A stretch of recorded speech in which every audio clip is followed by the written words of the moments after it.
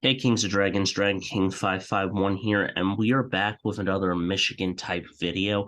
Unfortunately, this is not one of those mumbo jumbo breakdown videos. I've lost kind of my drive and passion for them for a couple weeks because we're just struggling as a team, and I am ticked off about it. So this is all about, guys, this is all about the Juwan Howard guy and the team. This team for the last 4 years as a team, there's no passion, there's no drive, there's no good defense, there's no good offense, there's bad execution on final plays. Um, Everything about Juwan Howard is going to be discussed in this video. Let's talk about why Jim Harbaugh is the way he is. Because when he came in from a bad coach, this is two different narratives. This is why I'm going to talk about Jim Harbaugh's success and why Jawan's doesn't seem so successful yet. Jim Harbaugh comes off a guy in 2014 who is a 9-3 team, who, 9-3 is not bad, but we come off that 2014 season terrible. Jim Harbaugh comes in 2015, gets some better recruits. You know, they lose to Ohio State the first year, but they still improve and they get better and stuff. They win a bowl game. In that 2016 season, we went 10-1, improved so much, lost to Ohio State again off, I don't know, JT Barrett being short.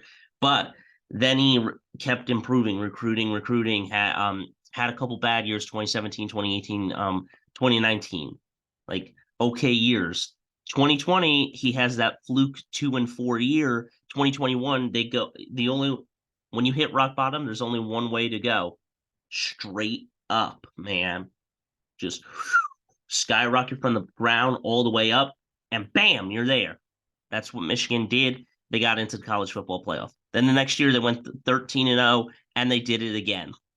That is a team because they find recruits and they find guys in transfer portal. They are doing good.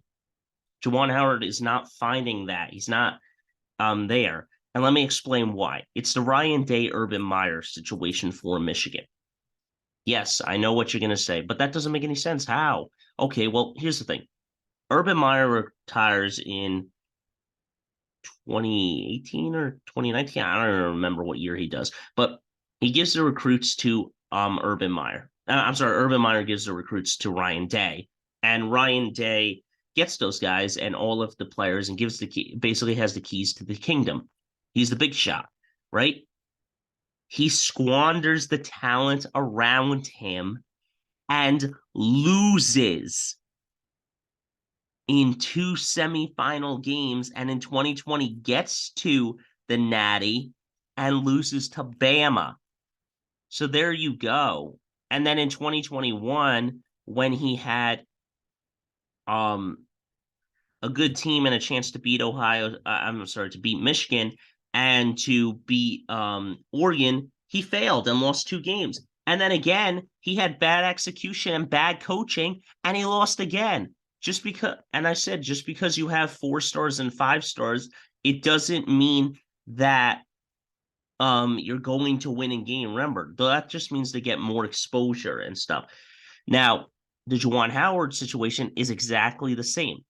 It's Let's take it back. It's 2018, 2013, 2018 were two of our best teams. Trey Burke and the Jordan Poole shots with Coach Beilein coaching those teams got us to the Natty. We lost the Natty. We coming off that, Coach Beilein decides to give it up, goes to the NBA, retires, whatever, right? It is 2019 season during Raymond Warren pandemic in March. We're 19-12. We're having an off year. Okay. It's still Coach Beilein's team, though. The only guy that left is Jordan Poole. We still have Franz Wagner. We have Xavier Simpson and all these guys and everyone else. The next year, after that season gets canceled at 19-12, I'm not impressed. Improving to 23-5, but not winning a Big Ten tournament, winning the Big Ten division and stuff, the conference, but not winning the tournament and becoming Big Ten champs. Point is that I mean, I would like it better if they did it like football, but I understand why it's one and done. It would be I get the whole entire bracket idea. But the point is that Michigan gets there, and 23-5 is their final record. They end the season with. It's still Coach Beeline's team at that point. It's still his recruits that are coming in. It's still his players. Okay. It's still his players on that team. That's still Mike Smith, Franz Wagner, Shoddy Brown, Eli Brooks, Hunter Dickinson's the new guy on the block. But those are still Coach Beeline's team. So that's year 2 under Juwan Howard. And those are his first 2 years where they're not really his recruits.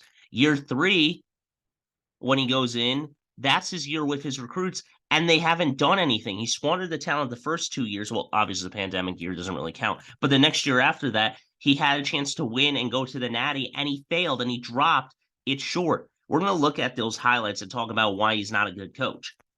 But personally, if you look back on it, you got to look at the coaching. The coaching is the problem, not Juwan, not the players. The coaching is the problem. Juwan Howard's a bad coach. He punches another coach in the face. He doesn't execute properly. I don't care that he was in the Fab Five. He's not a good coach.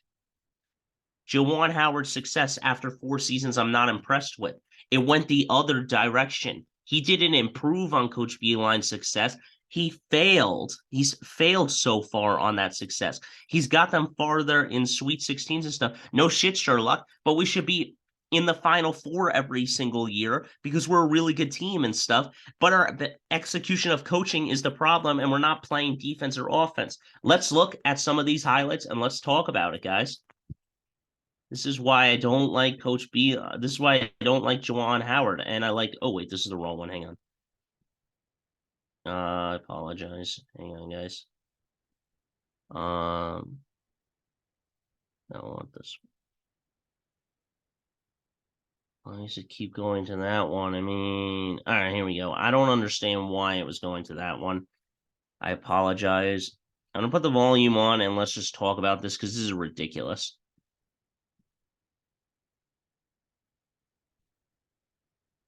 Now, obviously, it's just some clown music, but we have put up bad shot after bad shot. Actually, I'm just going to mute it, guys, because this is just ridiculous with the clown music. But let's look at this. Bad execution after execution. Why are you shooting a 3? Put up a shot, my man. Go inside and drive. What are you doing? I mean, goes up and misses off the backboard. Nice job, man. Down 1 against Indiana last week. Pass it to Chet Howard. Oh, Chet Howard's gonna put up a bad shot. Oh, it's Airball City. Oh man, lose. So that's one. That is one. Let's look at part 2, guys, because that was just ridiculous by how much bullshit. Wait a minute. I don't understand why it does that. I don't understand why in these like download shit it does those stuff. But I mean, yeah, like even this comment from TikTok, I swear Juwan Howard teams have had like 10 games that go down to the last shot and they've missed them all. That's what I'm talking about. He has bad execution. Look at this, 6 seconds in overtime against Oregon. Listen to this. 4, 3, drives to the hoop. Oh, he misses. It's off the rim. No good. Oh, can't get it in. And we lose. Oh man, this is just horrible. 5, 4, 3, 2, 1. Shoddy Brown charges. Oh, he lost the ball. Hunter Dickinson puts up a shot and he misses. Oh, what a bad. Look, this one hurts me. Why are you shooting a 3? Here it is. 2. I mean, let's go back on this. I gotta look at this one. I mean, you got 6.3 on a timeout. Call a timeout. Call a play here. You literally have everyone out on the perimeter. Look, there's only one guy inside. Drive to the hoop. You get fouled. You win. All right. I mean, it's that easy. He sidesteps, takes it back, and misses. Oh, what a terrible thing. I mean, come on. Don't shoot that shit. Oh, this is UCLA. I gotta watch this shit. Oh, I miss. I miss. Oh, man. I mean, 49-51. We got a chance. We got a chance. No, why are you shooting a Get Hunter Dickinson on the email. That's horrible. Why are you shooting a 3? Why are you shooting a three. You're not in the NBA. You are not that good. 20 seconds. Goes up. Off glass. He got fouled there. What's the call? He draws again. Eli Brooks. What is he doing? Get this Williams guy on. Oh! He got fouled. I don't understand how this is a close game, but I mean, like, and he missed off the rim. So there you go, guys. Most of those shots are missed 3-pointers and bad execution. You're down one. Drive to the hoop. I'm telling you guys, if I'm a coach, I apologize. I gotta slide this back a little bit. If I'm a coach, I am hammering it down. Fundamental, fundamental, fundamental. Don't shoot the three. You don't need it. You don't need it. Okay?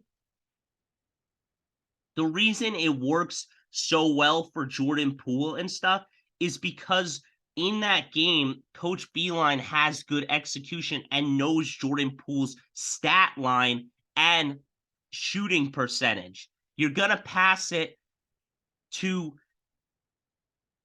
Jordan Poole, the guy, the GOAT, right, who's going to make the shot. He's going to hit it because his stat line is really good. Same with Trey Burke. You know you have the trust in Trey Burke to hit those shots. You don't hit the shot with these guys because you don't know their percentages. And also, you should be driving to the basket. When it's a one-possession game or a one-point game, you don't shoot a three-pointer. Everyone, I tell you, everyone in pickup in these day and age thinks that they're Stephen Curry or an NBA star. Stop shooting threes. If you have a wide open lane to the hoop, go for it. I mean, who cares? I mean, it's pickup. But the point is that you're supposed to go to the basket. Go to the basket. Why are you shooting a three? It makes no sense to me. It never made sense. This is why Juwan Howard needs to get fired.